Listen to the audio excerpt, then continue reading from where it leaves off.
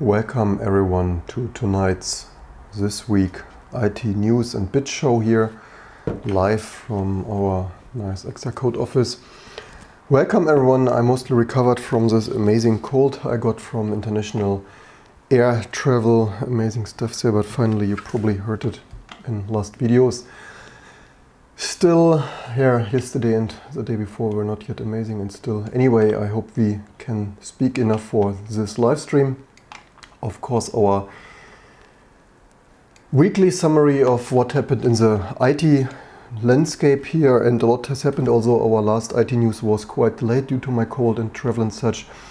We didn't update this something. Anyway, we didn't do so much. Let's see, 1 week we were a little bit delayed here in stuff, 5 days. So we did more Rust, more Razer Core X disassembly and soldering. And 1 week there was even our IT news there. So yeah, mostly this new Chewy mini book and PCIe tinkering, just for our stuff working on various stuff debugging. I have the 8-channel 8-bit light pulp and such, and for this kind of combinations I don't always want to disassemble our server nodes just to plug in the cards, and for that main reason actually this PCIe stuff, flex cable, USB 3 cable, you saw it, and even then I just randomly wondered if we can plug in latest and greatest PCIe stuff with bridges into decade-old silicon, and that surprisingly worked. So with some people in the audience, welcome everyone, it's time to start this. And as I said, the last news was slightly delayed on Monday due to my excessive cold, and even though I have here extremely a lot, position this here somewhat, something like that. And yeah, with this it's time to start. It was a busy week with all kinds of stuff as usual, security, cloud, you name it, but way more so in Baltimore and beyond. Stolen NSA tool Wreaks Havoc. Who is surprised? Raise your hand after Snowden's revelations, publications there, whistleblowing quite so many years ago. I think in the meantime probably 6 years or something. Time is really running so fast. Actually, frame drop, so much to our internet is constantly amazing. Let's lower this just so slightly here. Also naive from all the governments, right wing and otherwise, whoever they might be, sorry, that if they think they have Secret Service tools, that they stay secret. Of course not. There is always someone who leaks it. Also, it may leak in operation. You know, the NSA plants it on some server system and then it disappears there. Some hackers actually realizes, some admin finds it there, and then of course this is how usually this stuff spreads into the wild. Let's see. Rears in Germany subscribe for what? For nearly 3 weeks, Baltimore has struggled with a cyber attack by digital extortionists. They had a frozen thousands of computers shut down, and yeah, so this is our recurring theme here. If you were wondering, if you're not into IT, you might naively think if you give the government tools to spy on people, it stays there. But we have here recurring theme. Of course, it doesn't stay there. Stuff always leaks either by people, the government people even selling it, you know, accepting bribes, how it is allegedly all over the world and stuff. And yeah, this is why stuff needs to be secure. We will have news, follow-up news on that in a second. But this is why things need to be super secure and not super insecure. And if you have government backdoors, these backdoors, even so, of course, this is not a government backdoor, but just the government hacking. But if you have what the government constantly asks and asks again, backdoors, then eventually with real backdoors they will be used by criminals and security researchers and criminals who maybe find it. Regarding Dave asks, so comments in the audience, we have already commented in the audience. Dave asks, what do I think about the DigitalOcean situation regarding small business relying on them? Not even sure. So just today I had a support thing, so much to small companies like our Exacode, because I need to Google what exactly this is. We are mostly through with this news anyway. Let's quickly check what this was exactly. And by the way, DigitalOcean server hosting, cloud server hosting, didn't really ring a bell here. Maybe write a sentence or post a news article what exactly happens with them. But yeah, maybe post an article. And there's also a recurring reminder, if you have news over the week, if you think we should cover it here, just send us a note, a comment on YouTube or an email or whatever. In similar news here on Schneier on security, even made it there, Germany talking about banning end-to-end encryption. Der Spiegel is reporting that German Ministry of Internal Affairs is planning on requiring internet message services to provide plain text messages on demand, which is of course ridiculous and hilarious. Completely don't support this. Here's the original German news that I can, as usual, on the fly translate here. So Seehofer, one of our stupid politicians who I really wonder, we need, for electrician and such, you need to have a certificate. And also the European Parliament just voted against the people's will, or against many people's will. So many 100,000 people have protested in Europe, and nonetheless they reformed as a copyright in negative ways, in complete over-regulation. And they always talk about internet, electricians and such, and car mechanic, you need a license and certificate. Why do we not have licenses and certificate? I have the feeling all the most stupid people become politician, and somehow this is then what we end up with. Yeah, Seehofer is in Germany not known to be the smartest light bulb. Allegedly, I've heard, and always need to say allegedly to prevent lawsuits.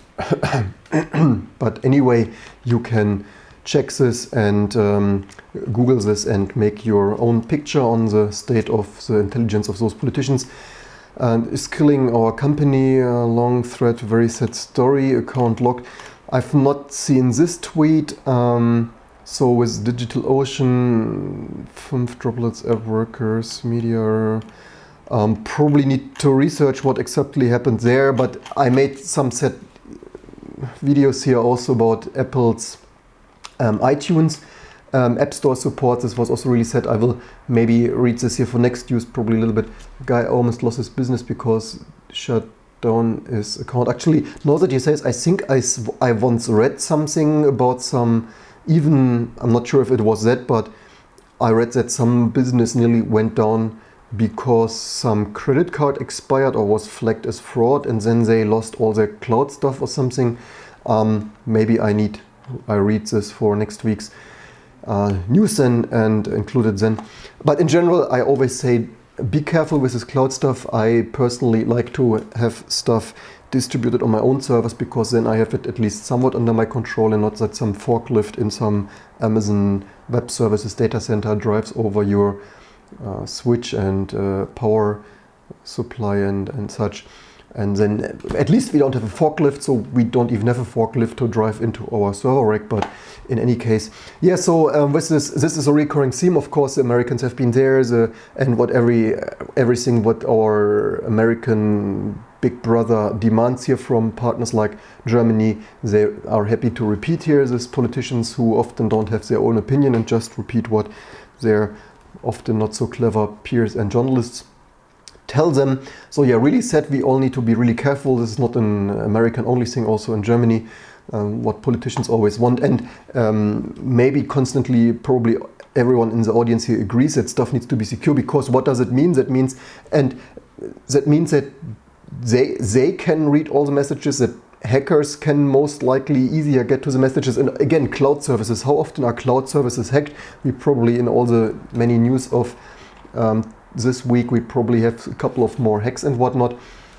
And then think about that they have the clear text of all your messages, and that is not even about illegal business, but also just you message some accountant some text numbers and such, and so on, or social security numbers and so on. It's often not even, because people always say, what do you have to hide? Well, I personally don't have so much to hide, besides I already live stream half of the week out of our headquarters.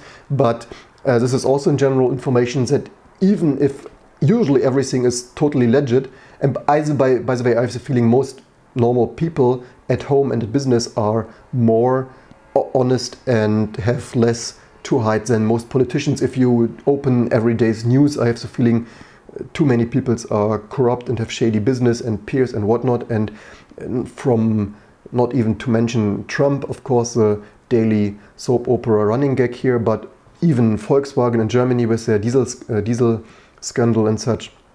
And all the many politicians involved, even in Germany, being in conference rooms with Volkswagen, certainly for 20 years already. So, in my opinion, most normal people have less to hide than most politicians and their lobbyist peers. And even then, I might message to the tax advisor, to accountants, and so on. And you don't want all of those data escape into the cloud and other stuff. This is why we need secure communication. Also, all your banking login and such. This is what politicians always forget. This is exactly like Russian interference in the US election and stuff. Yeah, this is why you want stuff secure and not like government backdoors and insecure stuff. And the same goes with banking. All the stuff leaks to the cloud and is available in plain text, and then someone from India, China, or the USA logs into my account and transfers all the money away and stuff like this, and so on. Yeah, this is why a constant reminder here that you probably should also help to spread the word that stuff needs to be more secure, and we will see in more news here that stuff really is too insecure. Way too insecure, and we certainly don't need even more government mandated insecurities to break even more stuff. Speaking about insecurity, almost 1 million vulnerable to BlueKeep vulnerabilities, CVE 2019-07-08. Microsoft announced a vulnerability in its remote desktop product on May 28th already. Why is this recurring in the news here? January, March, April, May. Yeah, so still quite new, and also, yeah, so they warn that millions are vulnerable. Of course, the usual stuff if you run Windows, but who is running Windows here, right? Certainly not me, unless I play some vintage game. And yeah, 1 million devices, and yeah, you probably want to have stuff updated or not use Windows. And again, stupidity of the government, even in Germany, we had stuff running on Linux, even tax authority in Lower Saxony or something, and they are forced, so they migrated. This is so interesting. I read this recently in the federal states of Germany. Of course, all of them individually have other stuff, but it turned out in Lower Saxony, actually the federal state where I'm from originally, they never used Windows for their tax accounting server, whatever stuff I heard, at least read in the newspaper, and they migrated. So back in the day, in the 90s, they were running Sun Solaris or something, or Sun OS, Sun Solaris, and then they migrated from this to Linux, which also certainly is quite amazing. By the way, fun fact, only you hear it here on my live stream, and this is certainly what you want to subscribe to. I spoke with someone from the German online tax authority, online service stuff on the CeBIT trade show 2 years ago or something, I think. And between the talk, it came out they probably run Linux on their servers, if this guy was honest, and even KVM virtualization, which is pretty interesting.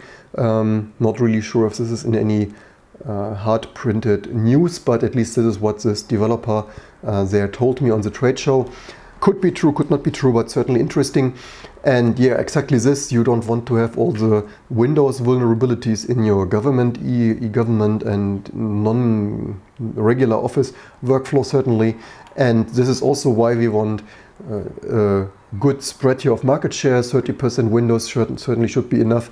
And then, yeah, certainly with peak bugs, more than 10% should not go to Apple. But then, of course, also Windows, BSD, Haiku, and whatnot. In my opinion, we need much more diversity here, also to improve security and standard interoperability. Because, for example, with Microsoft Office, now that I added their ISO documents for the PDF, it's a pain to work with companies, with all the companies only dealing with Microsoft Office, and you can barely exchange documents with them because they only have this Microsoft Office nonsense. But again, we were here with vulnerabilities. So watch out for your not only weekly, daily Windows vulnerabilities, but also Linux vulnerabilities, because Linux kernel and such, and yeah, details here to read and follow up there. Speaking about vulnerabilities, not everyone is as stupid as the USA and Germany and using Windows on their servers. Chinese certainly got smarter and is aiming to migrate or replace Windows OS, fearing US hacking. And with all the US news of Huawei in the 5G setup there are two sides, right? I mean, not only that the USA is worried that they have Huawei Chinese infrastructure there. Of course, the government, the American government certainly is also worried to lose their nice backdoors, right, for all their clear text message interception.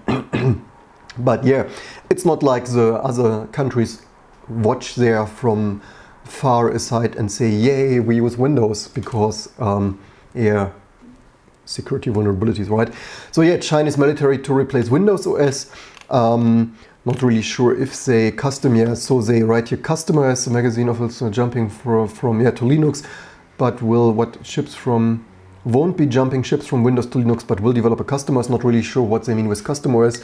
If they mean by this a custom Linux most likely, or well, Beastie, or I don't know what, but yeah. Anyway, maybe custom OS. But yeah, if you know more, as usual, here's by the way Red Star, so North Korea, yeah, North Korea's Red Star, but that is Linux based, I thought. Anyway, in similar news, China's not the only one who is getting smarter with it. Not a paid advertisement. Russia military also moved closer to replace Windows 2 Astra Linux, because this is what the USA is forgetting, right? I mean, besides that, nobody is really thinking there, and Trump is just with his subpar IQ there tweeting out his fart thoughts of the morning or so, allegedly, apparently. But the other side of the coin is, of course, that other countries also don't like to play along with this kind of messaging and continue using Windows for each and everything. When the USA already says about Chinese backdoors, then maybe China, Russia, and hopefully Germany and such is also reconsidering their Windows backdoors. And they write here specifically Astra Linux, and probably can say I've been there, done that. You can even download this. So I had to deal with, I sometimes said here I was in Russia, but I also was in Canada and Brazil and Taiwan and France and Spain and whatnot, and USA sometimes. And yeah, been there, done that. So they really use this. I've seen it personally somewhere, allegedly, apparently. But you can download this. It's Debian based, I think. It was written there. So yeah, other countries become smart and up their security stuff and change to migrate to Linux and other amazing custom OSs. And yes, this is some seamed and whatsoever Debian stuff. And they write here it's the nearly highest security clearance on something. Let's see, security clearance of... Here they write, last month, the Russian Federal Service for Technology and Export Controls, FSTEC, granted Astra Linux the security clearance for special importance, which means OS can now be used to handle Russian government information of the highest degree of secrecy. And yeah, no surprise there, I certainly would trust each and every Linux flavor more than Windows. Of course, I trust my own Linux flavor, T2 Linux flavor the most. Shameless self-promotion plug, because then at least I know what is inside there and who did what, when and where. And in other news, we had this PCI tinkering the other days, which quite many people liked and chimed in there. But of course, stuff is not stopping there, because you have seen in last week's IT news, last week I think, was the AMD Ryzen stuff. And what I probably didn't mention in the hurry of that news is that AMD Ryzen 2 or Ryzen 3000 Zen 2 is PCI-Express 4 capable, and which means, of course, what throughput do we have? So this probably, I guess, PCI-Express 4.0 is probably 16 GT, what do they mean with GT? Gigahertz transfers, whatever, what does GT stand for? Anyway, they also write, what do they mean with, here 128 GT somehow sounds what. Anyway, so in a 16x configuration, this will be PCI. So of course, doubles as expected, doubles the PCI Express 4.0. But so there you see, AMD is now the first to deliver PCIe 4 just now, as of these days, shipping 7th of July. Or so they say, and but yet the next generation is already released now. And so this should probably mean with this rate of up to 128 gigabytes, I guess this should be, then this means that PCIe 4, which right now is AMD first, should be 64 gigabyte. And of course, not only for your graphic card gaming and professional ray tracing and artificial intelligence acceleration, but also storage, right? So NVMe storage for the next generation of really many gigabytes per second. Because this is what many people told me, yeah, but what I need this for to run Crysis? No, it's not about Crysis anymore. It's about storage, obviously also in servers and whatnot. And comments in the audience, Dave writes, a lot of them, we are moving to Linux, is partly propaganda from the Russian and Chinese government. Russia Today do mini documentaries on the military tech, which is really just an advert. And yeah, certainly you probably mean by that is that they don't migrate so quickly, but at least I've seen this Astra Linux in use there. And yeah, when I see documentaries, well, it of course depends where. I by the way have Russian countryside, because most people only hang around in the Russian cities like Moscow, and which I have a couple of vlogs there from 2 years ago in the winter, if you're into that. But I didn't really continue so much with this vlogging style because a little bit stressful to film and not the most well received here.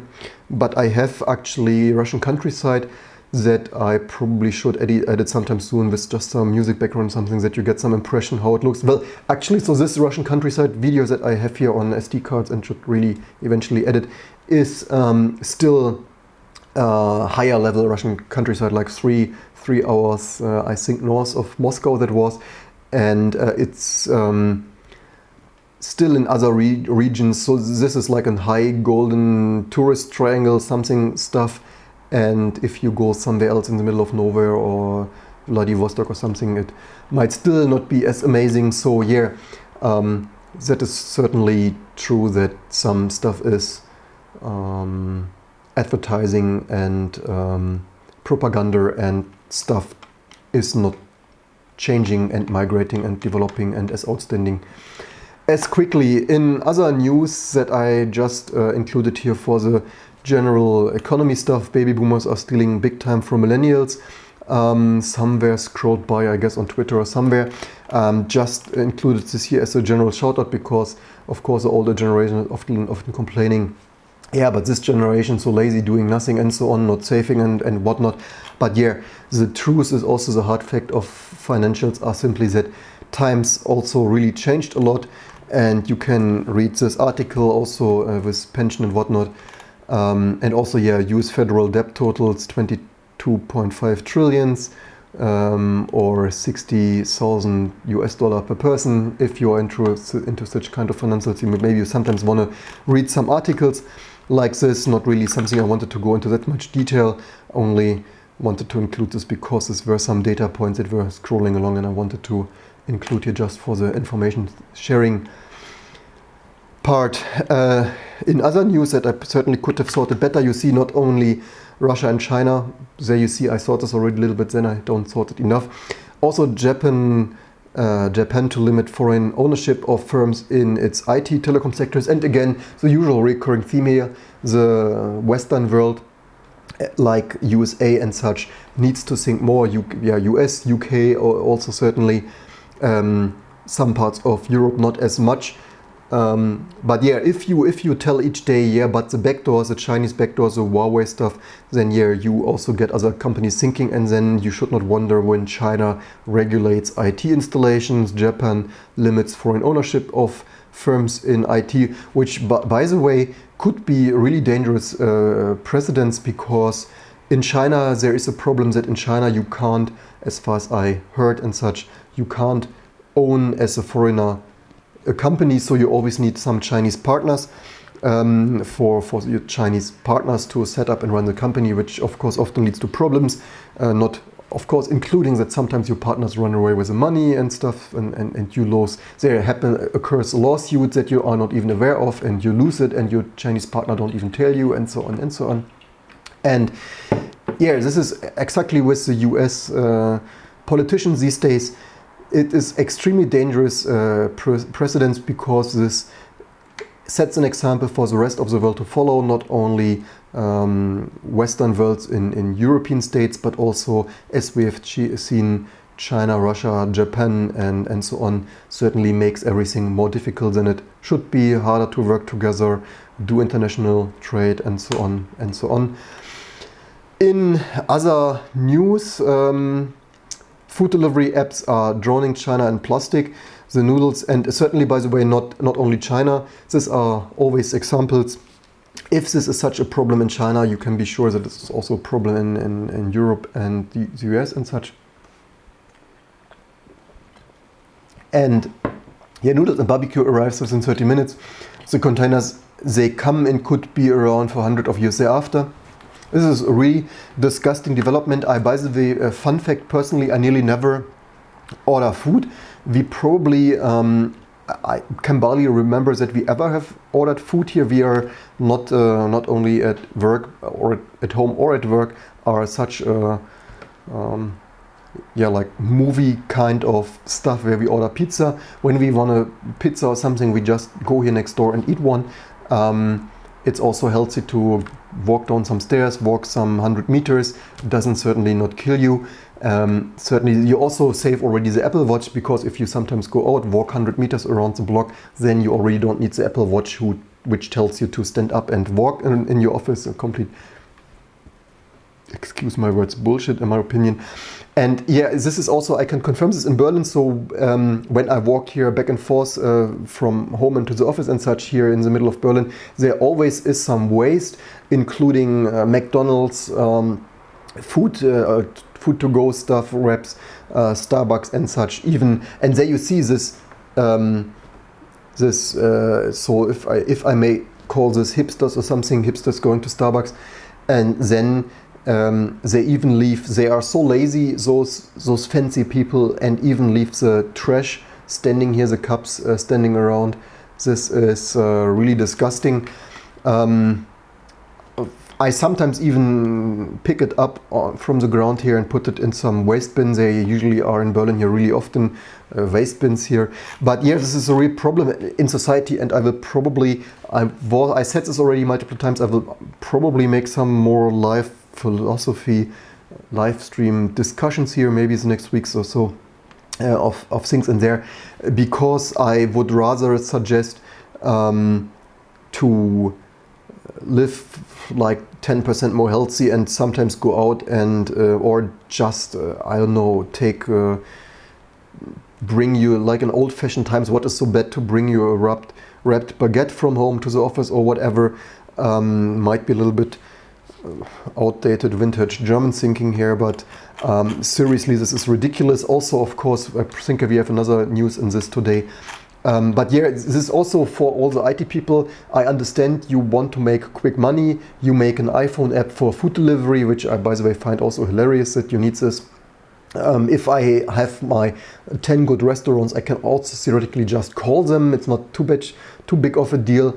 And if you wanted to do this, I really don't understand this American system that you need an app for everything, and your Google Assistant and Siri to order a pizza, and yeah, 100 scientists estimate that online takeout business in China was responsible for 1.6 million tons of packaging waste in 2017, a 9-fold jump from 2 years before. That includes 1.2 million tons of plastic containers, 175 tons of disposable chopsticks, 165,000 tons of plastic bags, and 45,000 tons of plastic spoons. So, and by the way, this is online delivery. Maybe at least stop using this plastic waste stuff. Maybe this in Europe, I think we have already starting to regulate and start to phase out one-time plastic. And because if you already order online, maybe at least use your metal hardware or chopsticks there, multi-use chopsticks, and not also produce you all the surrounding additional waste. Certainly doubles all the amount if you already save on one plastic bag to carry it and the plastic spoons and such. So yeah, I hope the rest is well sorted. Some other news, more IT news, but well, this were apps, right? Also the shout out, by the way, if you want to write apps, as I just said, why is this in here? Because this is app business, this new style of everything assistant, internet order, and apps for everything. And if you are into this kind of stuff, maybe create more business in more environmental friendly ways, whatever amazing innovations you can come up with this, or get into the business of doing this more environmentally friendly way and such with apps and whatnot. Food delivery, maybe make a food delivery in environmentally friendly kind of ways whatsoever. And yeah, W3C and WHATWG signed an agreement. By the way, how is this pronounced? Really wonder. Never, no English person ever said WHATWG something. Anyway, collaborate on a single version of HTML and DOM, which is of course ridiculous. Of course, this don't really remember how the separation happens there with W3. I think someone was unhappy there with the development and forked the web standardization. And I have the feeling that in the last years we didn't have so much development anyway. Sorry. Most was just ad hoc implementations in WebKit or something, and then everyone just had to follow suit beside all the WebKit specific prefixes there, or maybe even Apple and WebKit and Firefox specific namespaces and extensions there. This certainly is a problem anyway, because nowadays everyone is just switching like Microsoft Edge to Chrome anyway, so this web standardization really becomes a problem, not like in good old times where we had like 5 major browsers, including, well, Internet Explorer, Netscape, OmniWeb, and what else there was back in the day, Opera and such. Nowadays everyone is using the Chrome engine, making standardization a little bit questionable. But as I said earlier, also with interoperability with Office documents, we certainly want more implementations also for long-term possibilities of information interchange, and this is the same on the web. And recurring shout out that, for example, what I said here with Firefox, that Firefox here, like this here, this Firefox is a little bit not snappy. And YouTube is even faster in Chrome and such, apparently, because they are using outdated shadow DOM implementations and such that Firefox is not implementing as accelerated or amazing. And yeah, also it is really strange that we nowadays build everything in the web applications and such in this, in my opinion, a little bit questionable kind of standard thing, because raise your hand if you think this kind of app development is amazing. I always find app development a little bit unscientific, or just trial and error and clobbering everything together. Also, there are so many different technologies involved, like HTML here, styling with CSS and everything, with usually, of course, nowadays 20 frameworks, everything clobbered together until something works, something.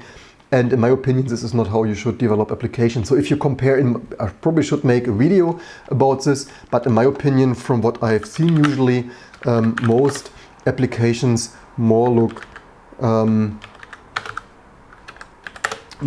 applications look more like here, this kind of spaghetti mix of code chaos, and not like fine architecture of stuff really architectured in a way that they work amazingly. Certainly, this is also the reason why web application stuff is usually like 10 times slower than real old-fashioned desktop applications. Anyway, in other news, Microsoft hints at a new modern Windows OS with invisible background updates. So yeah, might be getting more like Chrome OS, so yeah, whatever. Slightly interesting to see, because right now with this reoccurring spring and autumn or something Microsoft updates, that I wonder when they will make the cut to charge for Windows 11. Not really sure if and when this will happen. But what I wanted to mostly call out here is that the updates in Windows, of course, still suck, right? So I only use Windows mostly in VMs, unless I sometimes boot it there in the Surface, very rarely. But even in my VMs, in my QEMU VMs, usually updates stop working eventually. And okay, sometimes I don't have enough space in the VMs, which is also ridiculous. Why does Windows Update require 10 GB? I think they even increased it now. Maybe the Windows Update in the meantime requires 32 GB of memory, which is hilarious. I can install my T2 even with Rust and Firefox. They're like 2 times or 3 times in there, what Windows 10 just needs for the update. So my point is not only the updates, by the way, they should probably focus also a little bit better, but whatever. So for me, the updates work. City also in my Surface. The last year I was in Spain, my Wi-Fi was a little bit near, and this totally killed the updates on Windows. It was running forever. The whole, by the way, and this is my complaint, the Microsoft Windows updates like totally suck. Not only on the Surface, but my VMs. It rarely works ever at all. It always sucks. It always gets in the way. You know, I boot it once in a month. I boot it and I can't use it and need to wait for updates for 20 minutes. And then when the Wi-Fi sucks, like when you travel, like when you really get work done and you are somewhere where Wi-Fi is not amazing, like often, and then this Microsoft Windows goes to totally havoc. And so the Surface I totally ruined 1 week in Spain with like flanky Wi-Fi, but the Wi-Fi was okay-ish. Just that the Windows update loaded like 3 GB or something that never finished, like tried 20 times. At the end it was so corrupted that the update didn't want to do anything anymore. It's hilarious. And yeah, and then then Microsoft of all companies wants to build invisible updates when it sucks like this. And I really don't understand what is the problem with the update. First of all, this fucking, sorry my language here, fucking bloody forced Windows update. It's so, even I use Windows so rarely, even it gets into my face. And by the way, fun fact, everywhere where I go, where usually my partners often don't use so much Windows, but now with our Windows versions of XXN and OCR kit, sometimes I'm going somewhere where they have some Windows, and each time I'm at someone, they are fighting with this Windows updates, like since yesterday this doesn't work, or they want to show me something and this update kicks in, and so on and so on. It's hilarious. And they want to build invisible background updates, which, by the way, fun fact, I yesterday updated, so even on my Android Galaxy S10e, not faking this, so I really switched it for the most part. And that is cool that you are watching, comments in the audience are watching with satellite connection at HD, that is amazing. Nice that you're watching. So I even switched off automatic updates on Android because I really hate that all the bandwidth is used even for apps that I barely use. So only yesterday I triggered some updates like Android system updates and Twitter and YouTube and YouTube creator stuff. And since then, since these updates, the Twitter is often hanging and crashing, or I don't know what.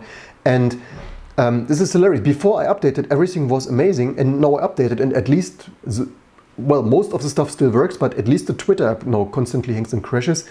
And this is why I, in general, I don't like automatic updates. I also disabled automatic updates, and even at my wife, for example, then like once every month my wife comes with her iPhone and says, yeah, this doesn't really work anymore, but yeah, what should an IT professional do now? And this is of course a problem with the forced updates and the app ecosystem where you can't have a backup of an app, because on an iOS you can't just sideload your app from yesterday when your wife comes or your coworker comes and say, hey, this doesn't work anymore.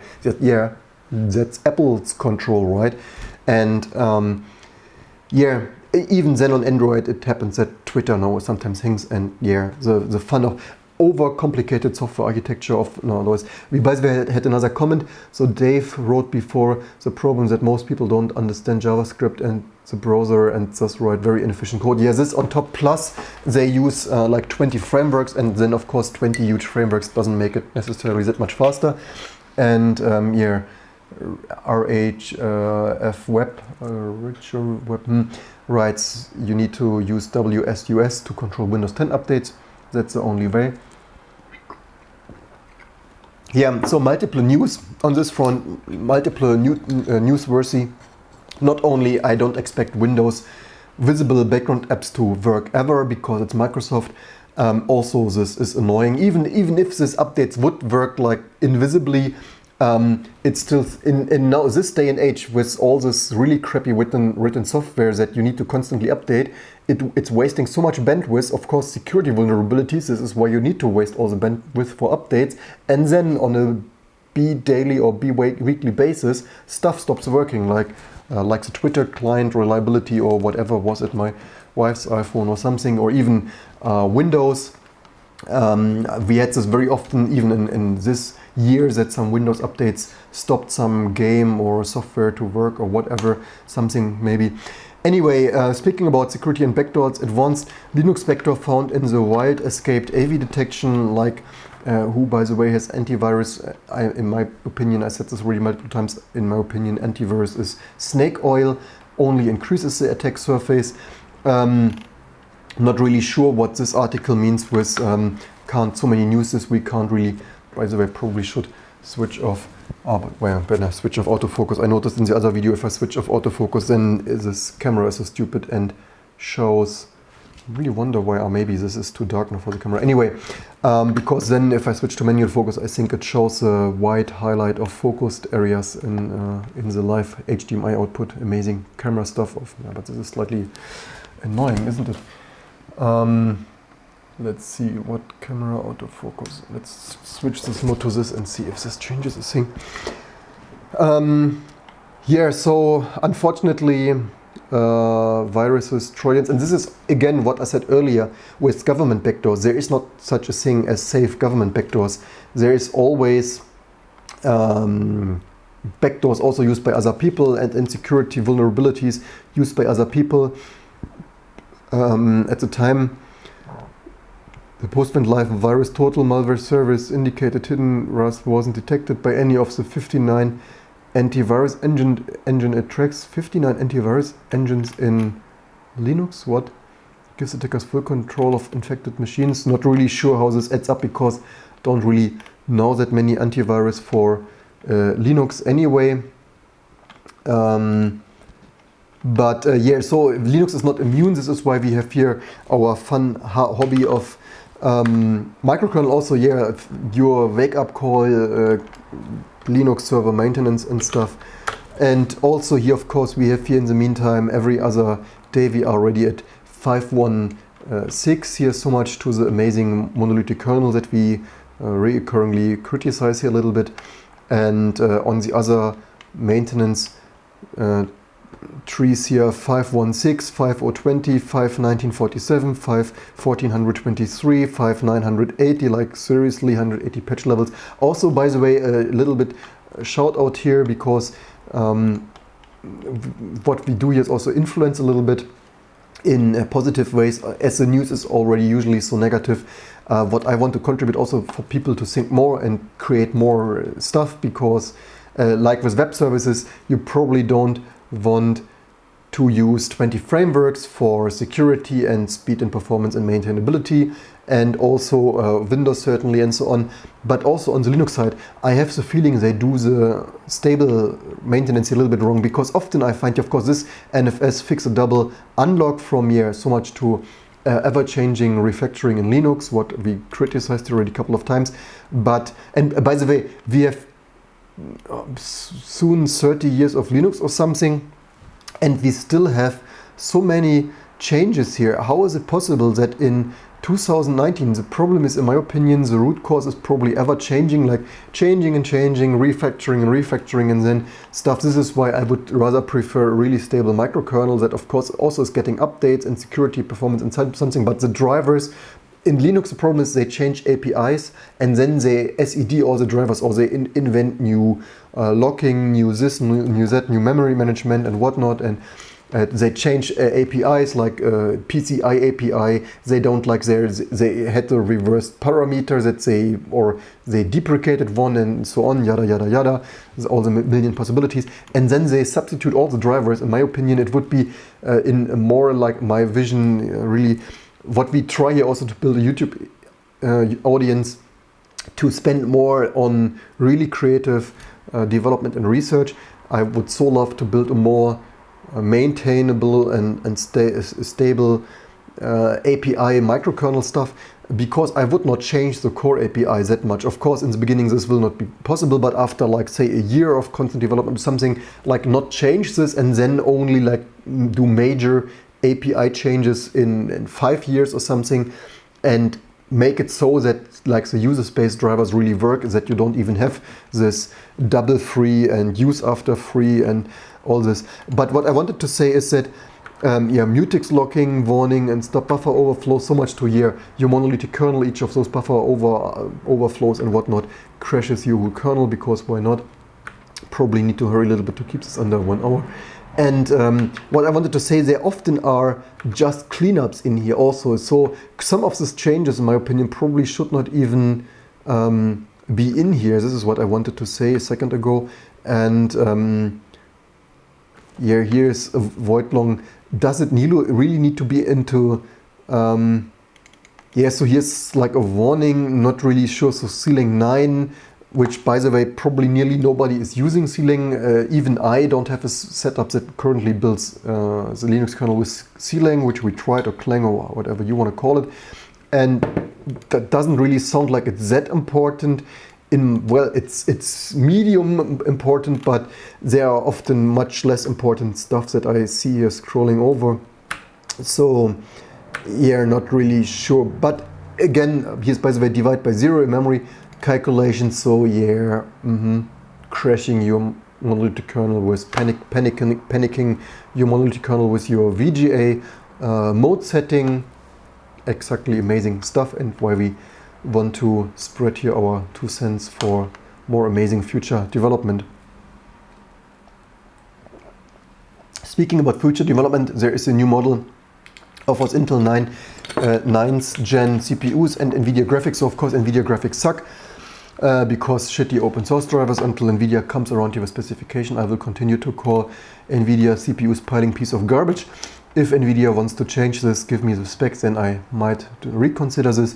But so I reviewed this, of course, that Dell XPS 2-in-1 had this really annoying error key situation that was completely unusable, which in the meantime I realized they also use on the XPS 13.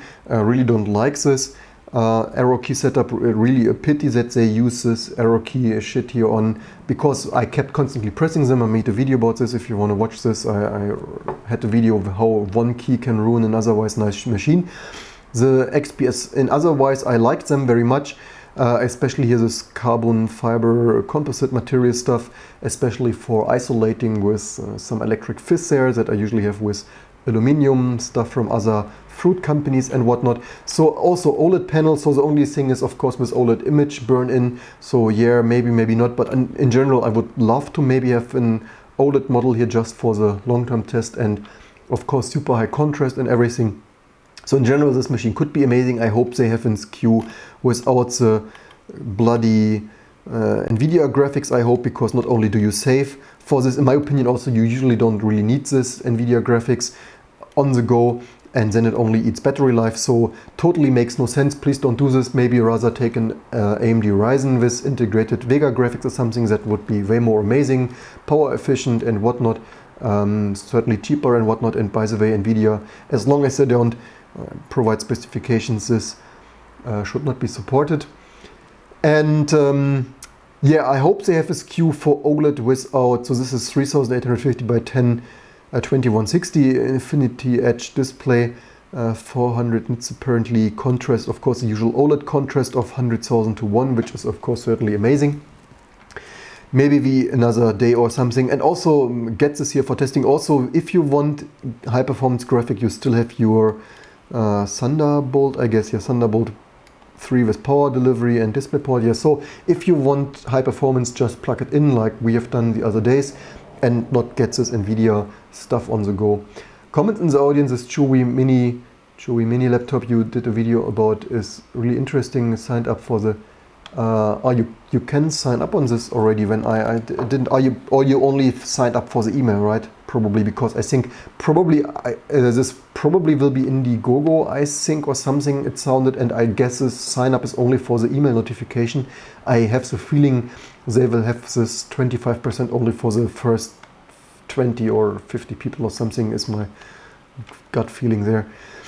Yeah, so this looks interesting. Also, yeah, again, not with NVIDIA graphics. Probably get the Intel only SKU if they have it, and otherwise be aware of the image burn and stuff. And yeah, mind here this key stuff. You certainly want to watch out for this, especially on probably what is the price on this, by the way. Headphone jack. Videos, where's the price? Don't see here price immediately. Whatever, anyway, we need to hurry. In other news, some companies make here amazing 4K OLED displays. Other companies can't even produce keyboards, but at least they released a new iPod Touch for just $199. And mostly wanted to call this out because not only as a bridge here for other Apple news, but also if you are somehow addicted to some Apple app and you nonetheless you don't like a lot of stuff in the Apple ecosystem and you want to move away from there, for example, to an amazing Android phone or something, but you just have this handful of stuff, maybe get this cheap iPod Touch with, by the way, a 10 or something CPU, I guess, and use this as your only Apple device and get an Android smartphone for all the amazing stuff. By the way, still cheaper. So if you get a mid-range Android handset for like 500 and this iPod Touch for 199, you only pay 699, which is still cheaper than a crappy, overpriced Apple iPhone stuff. And not only for you, maybe also for your significant other or kids or family or stuff. Maybe this is enough without the modem, without the broadband phone modem stuff there, LTE cellular stuff. And also, for example, for your significant other to get her off of the Apple drugs, to phase out the use of Apple, maybe a nice step gap device there for at least more cheapish. In other news, in other Apple news, Apple's latest defense to App Store just show how hard it is to compete with Apple. Here in the law case with Spotify here in the EU, Apple launches a new website as a response to criticism. Critics like Spotify and we ourselves made here several videos what the shit state of App Store shit is here at Apple. Totally not a fan of this. Nothing really works there. A complete clusterfuck of shit. And even I said this already, from small companies like this, so Apple took multiple $100,000 from even our small company in App Store sales, and I rather would have liked to have this $100,000s to pay more employees, to pay them, buy them here a new app, Mac or display or holiday. In my opinion, this is really taking from hardworking people their cash that they should get for their hard work, this is, in my opinion, this App Store stuff, not only at Apple but everyone is really taking from the poor.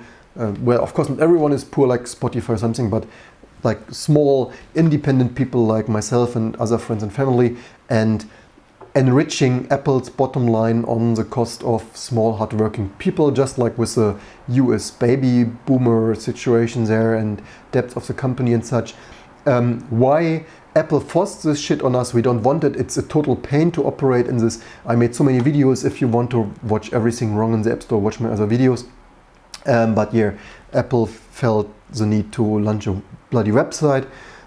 Principles and practice, a really clusterfuck website in my opinion. Only shows how hilarious this is. They make here comparison, but what does it help here that they write here, yeah, they have competition, yeah, but what does it help if you need to pay Apple 30%? Of course, sales from Apple Music directly go to Apple, and you just can't offer a similar service or integration like Apple Music or Apple Maps. Of course, it's more tightly integrated, and you get it already for free here on the Apple system. But certainly for things like music or TV and stuff, you can basically not really compete with Apple, because you always need to give Apple 30%, which is hilarious and crazy. And by the way, fun fact, with licensing and music and video, your profit is usually not even 30%. Usually this is a complete cent-based business, I would expect. So you really, with this licensing deals with Hollywood movies and such not, you need to pay so much royalties to them that yeah, it's super hard to compete there. Also, yeah, you see here Amazon Kindle example apps, which is of course hilarious. This site it's so sad it hurts. Because even here, like Amazon Kindle, like all the sales I had, actually the other day I talked with someone, they made a very specific app, medical app in the US and such in Americas. Sorry. And so they have don't want to get too much into other people's new business, but basically, so this is in the Americas kind of insurance system, some medical stuff, and so they have relatively high transaction volumes there of paying medical insurance stuff there with this app, and Apple forces them to get 30% of this. Apple basically told them, look, you can't do it like this with external payment processing. If you have external payment processing stuff for medical insurance stuff, seriously. So then Apple really asks for 30% on this medical insurance transaction stuff for the health app. Like, yeah, Apple, seriously. And this is ridiculous. And again, nobody asked for this. Everyone, not only they, but certainly we distributed, before the App Store, we did apps for many years, from 2005-ish to whenever the App Store opened, and for the Mac apps later anyway. And we didn't ask for this. We have our infrastructure. We have a web server where we can host the downloads. We don't want to pay Apple hundreds of thousands of US dollar in 30% of our revenue for hosting. By the way, this is a super overpriced website, right? 30% or hundreds of thousands of dollars for hosting your application packages. Amazing stuff. Actually not. Anyway, comments in the audience, the amount of Apple tax is about standard for affiliate marketing. Well, this depends. But again, on the iOS App Store, you are forced to this. On the Mac App Store, but even on the Mac App Store, Apple is working on probably enforcing it on people. And on PayPal, of course, the pure transaction stuff is less. The pure transaction stuff is some percent. This usually it varies. We have very international business, so on PayPal, which we use not to have to deal with credit cards directly, so we mostly use PayPal as long as they don't change this bloody return policy. As soon as PayPal enforces this bloody new refund policy, we certainly also move away from PayPal. But there, for $100, 99 cents, Exact Scan Pro, for example, the fees vary from as little as $2 something if it's a transaction from PayPal to PayPal, up to maybe $6 or $7, which is so 6 or 7% is already super high, right? So from $100 app, $7 goes away, which I find already relatively high-ish. And this happens if, for example, if someone in America pays us in US dollars to Germany from maybe a credit card. That's probably a situation where we have like the highest fees, which maybe is around 7% in total or something. And yeah, and even additionally, we use Digital River Share It historically just to have some additional external company. And even there, the fees are not as high. Is this Digital River Share It? The fees are probably similar to the highest PayPal range, like maybe 6-7%, which in my opinion is fair and enough for a pure online sale. They basically have to do nothing. They just run a website and do a little bit of payment processing and such. More than 10%, I would personally only pay external resellers that, by the way, we sometimes do. Fun fact, we sometimes do. Even our small, unsuccessful, not one-man company here, even we give external resellers more, but only if they do real work, like in Australia or United States and stuff, or Africa and such. By the way, fun fact, where we have external resellers for our amazing scan software, Exact Scan and OCR and stuff. And then we give these people more than like 7% if they do like real stuff, like listing it on a website, like listing it on their printed marketing stuff, where they go to customers, you know, the integrators, ISVs, where they go to customers and say, hey, hey, you have here the scanning need, we implement this for you, we take XXX something amount of money for planning the infrastructure, choosing a scanner, ordering it and stuff, and installing it, and all the added value of designing a system and installing it and setting it up, and also doing support and such. And then we give like maybe 30% or something, or maybe more, depending on how nice they work together with us. And this is what I would expect for some ISV for integration, and not like forcing us to do the web hosting and transactions and taking 30% of our pocket, which 30% again, even in our company, you can imagine we sell a couple of licenses, otherwise we could not afford this YouTube live stream, obviously not with open source Linux work, but sell a couple of licenses, and then you pay Apple from this hundreds thousands of dollars, which is, 100,000, this is already a full-time professional IT computer scientist, or like two full-time regular high salary for accountant or marketing or whatever. And I rather would have here a couple of more employees than giving Apple all the money, in my opinion. And by the way, I didn't ask for this. And again, on the iOS smartphone, tablet and smartphone store, they force it. There is barely another way to distribute it. And so this is, in my opinion, for 30% is too much, and then it should be optional, because as you've seen from my videos, we have huge problems even getting builds to Apple because of their not amazing infrastructure, because peak bugs, they can't even do web services. And Dave says the problem is that the App Store is a race to the bottom because people don't want to pay stuff. So by the way, fun fact, we do not contribute to the race to the bottom, which probably is related to we have only mostly professional Mac apps. This is why our apps XXScan Pro is $99.99. As a regular XXScan is something like $79.99 or something, and OCRKit is something like $39.99, and Recompress, a PDF recompressor, is like $19.99 or something, if it's not on sale on weekends or holidays or something. And the prices are probably fair, certainly on the higher end on the App Store. And I don't contribute to the race to the bottom. If you want race to the bottom, then use open source something. And also you get what you pay for, right? If you download a race to the bottom freemium PDF stuff, then I looked into this. Fun fact, some other PDF something was basically using popular stuff. By the way, fun fact, we don't. We have our own PDF library and such. Also that we know how PDF works, which is, by the way, why I become ISO PDF standard project leader. And also that we can fix something. If we would use popular and it crashes at a customer, which more often than not happens with code like that, then we would not be able to fix it, right? Then we would need to learn everything and study the popular open source PDF architecture. And with our own PDF code, we at least know how it works and we can debug something. And so even for a race to the bottom, the problem is the App Store works the shit, as I've documented in many videos.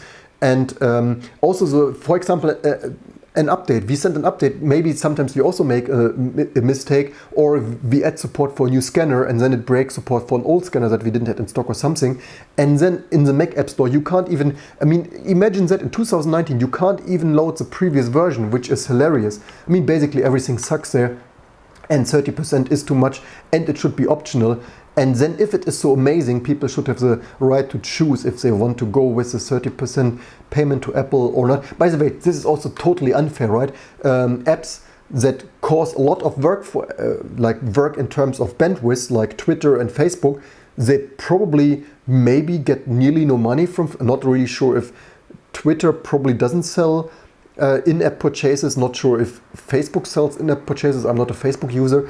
Maybe they sell bloody fucking stickers or something. But if you think about apps like this, like free apps that cause all the use of bandwidth, Instagram, Twitter, and whatever apps are free, and maybe Apple gets next to nothing. Maybe the $99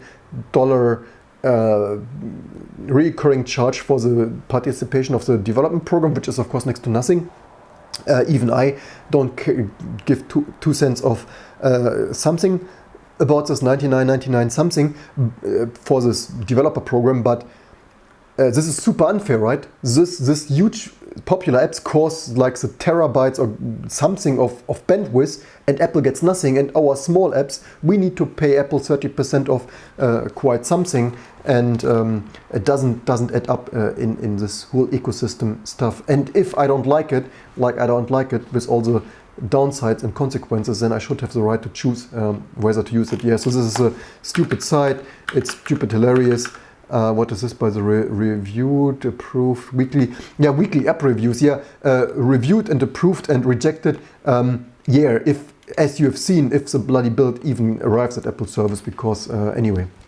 In similar news, Google to restrict modern ad blocking Chrome extension to enterprise users, which I saw already made really many Chrome users not very happy. And yeah, this is exactly the, if you let big companies do what they want, if you have monopolies, not only with Windows. Of course, back in the day, the monopolies were Windows, Microsoft Windows and Office and such, and Internet Explorer. Now, the modern monopoly is, of course, Google and Apple on iOS anyway. And yeah, this happens if you let companies get away with everything, and there are not really many alternatives anymore. Even you have seen, I still try to use Firefox, although it is also a pain to build. But even I'm already on the verge of migrating here to Chrome. And yeah, are you surprised? And I mean, Google had this mantra of don't be evil or something, which they already long deleted. And yeah, even this is really sad. These big companies, they are so rich, the biggest companies, and they still need to be so anti-user. And the problem also probably is that in the capitalism, probably this is a real problem of capitalism, that everything needs to always be growth and more growth, and profit over profit and everything else. And this is how we end up in this kind of situations, that even the richest, biggest companies still need to be that anti-user, that yeah, I mean, seriously, are billions of growing income not enough that you need to be such a bitch? But yeah, apparently you need to be really need to think. And again, this is why we need alternatives, not that everyone uses Chrome, but also really alternatives, which is why I initially said already that I don't believe Microsoft's choice to migrate to the Chrome browser Corsair is a good choice for Edge. In similar Google news, similar capitalism pattern here, Google's shadow workforce, temporary temps who outnumber, like temporary workers who outnumber full-time employees. And yeah, this is don't be evil. Yeah, that is a thing of the past. And again, the richest companies, the biggest companies, need to work on such kind of setup with workers. And we had this already earlier, this news of baby boomers stealing their, whatever the precise news was. But yeah, it's really sad. And this is why we can't have nice things anymore, why so many people struggle, are overworked, and can't build like previous generations, afford housing and whatnot. And also the problem probably is that worldwide this disease of pure capitalism, and even if you are the most successful big company, longing for yet more growth, which of course the stock market demands from Google in this unregulated form of capitalization, that they need to misuse, even the biggest successful companies need to misuse their workers. I already said in previous videos often that I don't believe a future where we, like even myself on YouTube now, the only business is left in the future is selling each other advertisements, everyone only being influencers, all the other work eventually dies away. We really need to be careful what kind of future society we build ourselves up to, but this is disgusting. I did not even know, by the way, that Google has such a huge workforce, a shadow workforce of temporary worker. I didn't know this.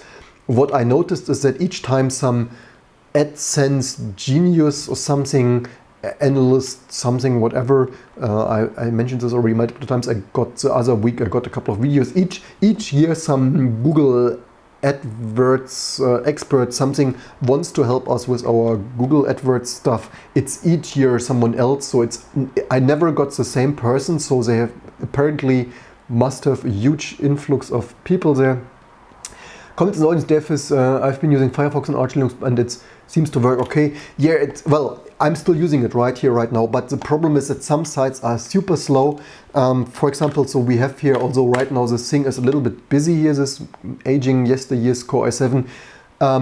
But I noticed even, so this YouTube Studio is super slow. It's like, it's a pain to use, like and yeah, it's hilarious on a yesteryear's Core i7. So Google Chrome is like 3 times faster on loading, interpreting, just-in-time compiling, rendering, and working here on this. It's probably 10 seconds, I don't know, but something. But even if I browse the web, it is often slowish and hanging. Of course, it's like okayish, but in my opinion, also this day and age. But it should probably not be as slow and lagging as it is. But I'm still using macOS sometimes a little bit, although you see me mostly using Linux Desktop here because it's the year of Linux Desktop certainly, and with all the Snowden revelations I want to use my own Linux for security and such.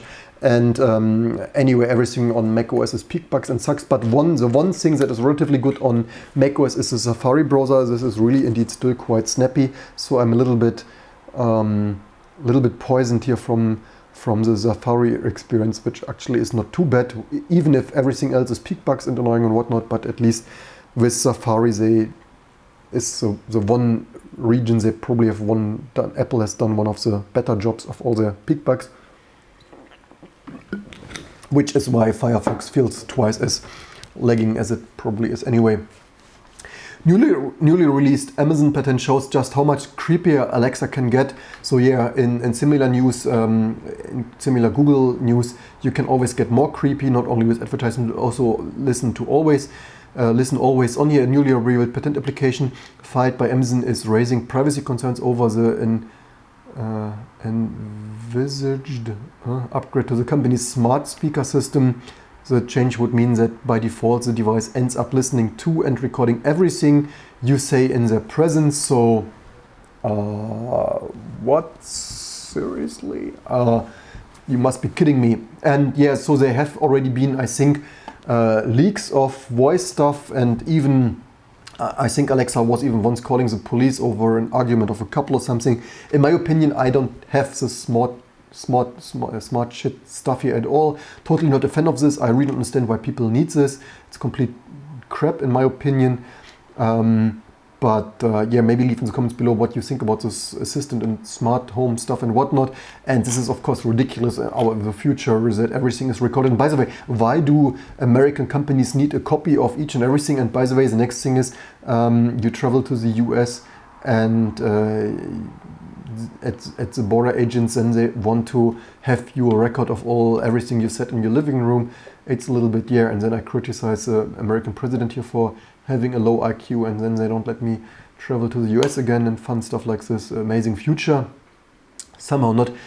In other news, why AirPods and earbuds like them are especially bad for your hearing. It's all about the fit and background noise. So I'm totally not a fan of this Apple AirPods. I said this previously. They don't sound very good. They basically, in my opinion, mostly sound like regular wired ones. Totally waste of money. You also have seen me making the video documenting other news of the battery not lasting very long. And yeah, so it's also the fit. They don't isolate very well, and then you need to make them louder. They already sound shitty, and so on. And so on. You can read this. I'm not really sure if this is some real research. It was scrolling by somewhere at Twitter, and yeah, I certainly can't recommend them. Overpriced shit. They sound shit. Everything, you will lose them. The battery lasts only 2 years, and you can throw them away. A complete waste of time and money. And yeah, you can listen to 80% of your headphones maximum volume for 90 minutes before you start damaging your hearing. Just here's some public service shout out. I hope you spread the word, because it's not fun when you don't hear as amazing anymore. And yeah, this is also why I really wonder that people don't think more. If I don't like something, then I don't buy it. I really wonder why so many people buy this shit. In other similar news, I think we have next year what really happens to AirPods when they die. Apple finally opens up about their complicated afterlife. We already made this other video that the battery doesn't last very long. After 2 years you can basically already start throwing them away, with battery only lasting some less than 2 hours or 1 hour and so on. This is, again, the battery is just this microscopic small battery here in this piece of crap that you can't even get out. And then what they write here, so what I always expected, what each sane person already expected from iFixit and whatnot, is that you can't get this battery out there. Where was this written here? AirPods are a tragedy, blah blah blah. Pretty bad, right? Where is it? You can't crack them open without special tools and possibly some bloodshed, and even if you could, the components inside are tangled and glued together here. No shit, Sherlock, everything what we knew already, what we spread here awareness, what more people should know. And in the meantime, I know a couple of people who unfortunately purchased Apple AirPods. Really wonder that they did, but there you see even some people of your surrounding friends network are not immune to the Apple reality distortion field when you thought they are clever people and think through what they buy, but then sometimes they also fall for the advertising stuff. So yeah, not amazing, exactly what we knew. This needs to spread. Would be amazing if you like, share, like and subscribe and help spreading such kind of news, because again, we discuss here Apple positions themselves as a green company. We have here Fridays for Future. Also future predictions suck a little bit, and then we have companies like Apple have nothing better to do than produce here this unrecyclable piece of garbage. I made a video about the Sennheiser Momentum True Wireless, something Momentum. And unfortunately, I only wanted to call out, so I made a video about this. They are not truly amazing. Sorry. But in my opinion, I called them in this video. You can watch this video. They look a little bit like you could get battery, I think mostly usually, or Hungary or wherever, with this globalization. But they look a little bit like you could service them. I really wonder, maybe I should ask for some insider tour and whatnot, because I wonder a little bit that if this is really true, what this support person told me on the telephone, that you can't swap the battery, because in my opinion you could make this battery swappable. If you see, by the way, they look relatively large. In reality they are a little bit smaller. They were not uncomfortable or something. They were also surprisingly light, and in my opinion here this looks like you could get to the battery, although the support told me on the telephone not. But what is the problem? So they are so much more amazing. They look better than the Apple AirPods. So okay, they are more expensive. They cost $299 or so, I think. So they are like 100 more expensive. And also they were not wireless chargeable. So a little bit drawback. They sounded really good when I shortly tested them. Maybe not the microphone, but the audio output sounded good in my test. But again, I would not have made this other video if I would not have said this other stuff in this other video if I would be completely blown away by those. But so they are not perfect, but in my opinion this has the potential to be perfect. Maybe if you are working in Sennheiser, I didn't make this other video just to make something negative. It's just usually I find too much stuff if you really look behind the scene and in the details, and some real insight investigation and analysis and thinking, then you often find stuff not amazing. So in my opinion they would have the potential to be amazing.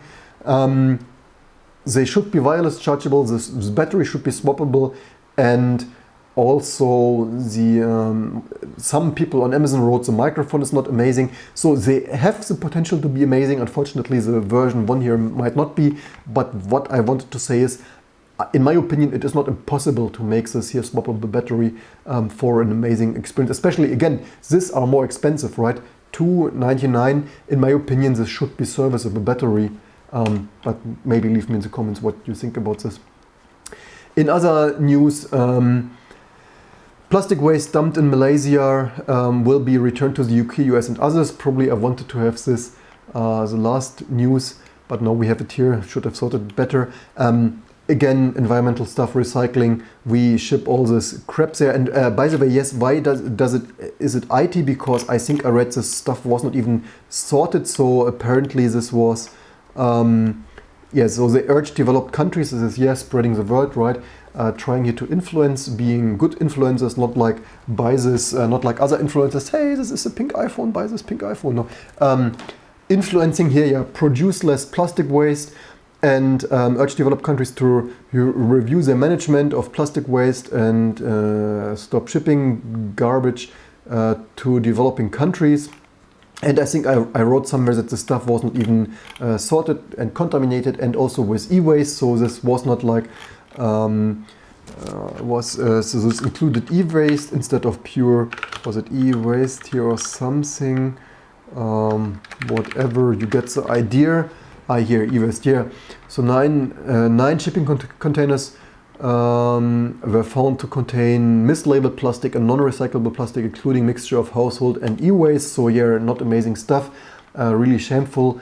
And we should also wonder that we pollute developing countries like this if we ship crap like this, like e-waste, like probably AirPods. So maybe this is why I had it after the AirPods. So containers full of e-waste, like Apple, unserviceable and unrecyclable Apple devices.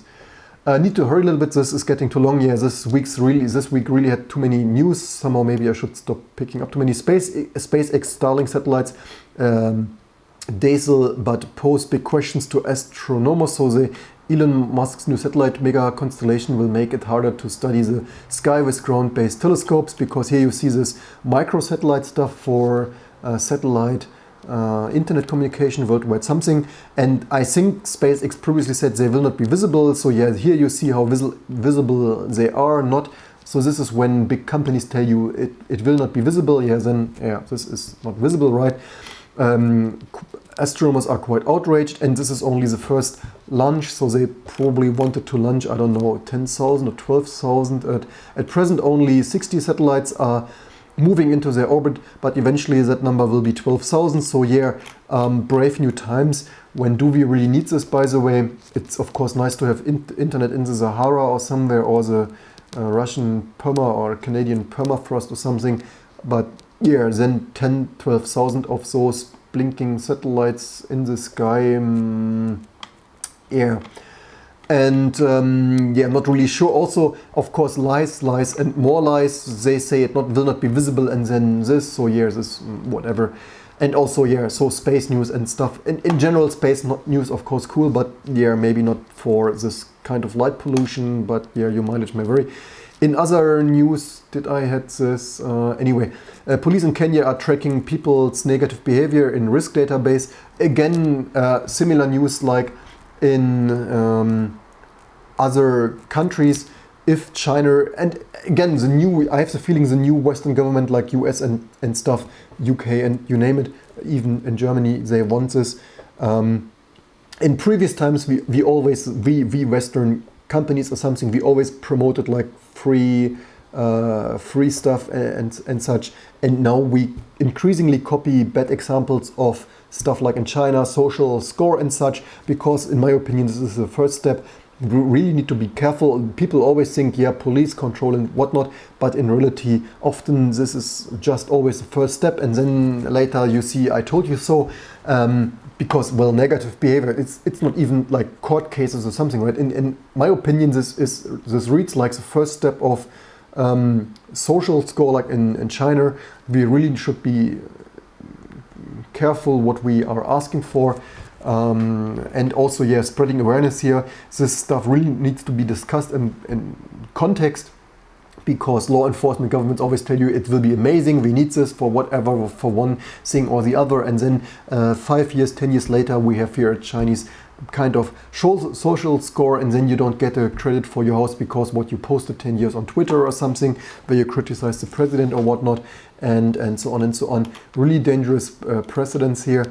In other dangerous precedents, Flipboard confirms it was hacked twice, 150 million users at risk, probably similar to the cloud news earlier. So and also general, maybe I could have sorted this to the hacked and security stuff in the beginning, because yeah, if you have something in the cloud, then eventually it will be cloud, G-Cloud, or in German word for stolen. So yeah, and again, how do you want to keep stuff safe in the cloud when there are vulnerabilities in Windows and Linux? So no matter if you have Windows or a Linux server, you've seen this even Linux vulnerabilities each and other day or week, and also this new worms and whatnot spreading. So yeah, super dangerous stuff here that we're getting into. Everything in the cloud means also everything can be hacked sooner or later. And again, with similar news on the beginning, government and politicians demanding clear text transmissions and yeah, clear text storage and whatnot. And then amazing thought, your government, you want a backdoor, you want clear text here, and then you get hacked, your service gets hacked, and yeah, 150 million users or a billion of users or whatnot, data in the open because government asks you for banning encryption because terrorism as usual, right? And as last but not least, we need to end this here. California approves wide power outages to prevent wildfires. You might remember this huge wildfire last year in this town, was it Paradise or something like that? And yeah, I think I read somewhere that this huge wildfire last year in California, there around Paradise, also was caused by electric line something short circuiting there or something, and then certainly the sparks and such in the dryness spreading there, starting a fire. And yeah, so now they probably apparently have a plan or regulation for disconnecting hundreds of thousands of customers while endangering some who depend on electricity and keeps them alive. What? Yeah. So apparently in the future, yeah. So global warming also coming to your developed country near you. Maybe this is becoming the new normal. Also, of course, infrastructure, right? In the USA, more often than not, a little bit aging infrastructure collapse. And yeah, this comes if you have old-fashioned unmaintained stuff there. If you save on maintenance on power grid and bridges and streets and whatnot, then this is what you're getting. And yeah, global warming and pollution does not stop at your lawn there. And yeah, this is yeah. Anyway, that was this week's IT news. It became too long with all this news. I need to work on keeping this stuff shorter. I hope you enjoyed and learned something. Thank you everyone for watching. RHF Web says he is on 10 Mbit down and 7 Mbit up via satellite. That is amazing. 7 to 800 millisecond latency. Are you tuning in from Australia by any means, or where are you located? That would be interesting to know. And that's why we need it. Yeah, in general, it's not too bad of an idea, but just that maybe it should not disrupt our view, but maybe this is just the future, that we will not have stars anymore and only artificial satellites. I don't know. Leave all the comments below. Also, if you have news like this one cloud news that they've posted there in the beginning of this cloud service called DigitalOcean, always feel free to drop me a note for discussing it in next week's IT news and bits tonight. I hope you learned something. I hope you like this context. If you have ideas how to make this better, I probably should keep it shorter, maybe talk a little bit less about each news. This new week were many news, although it was only a short week since Monday. But if you have any ideas how to make this more useful, maybe just rush more through all of the news. I don't know, leave it in the comments below, and I hope you learned something. Don't forget to share, like and subscribe, and I hope to see you soon for all the next videos and stuff and tinkering to come.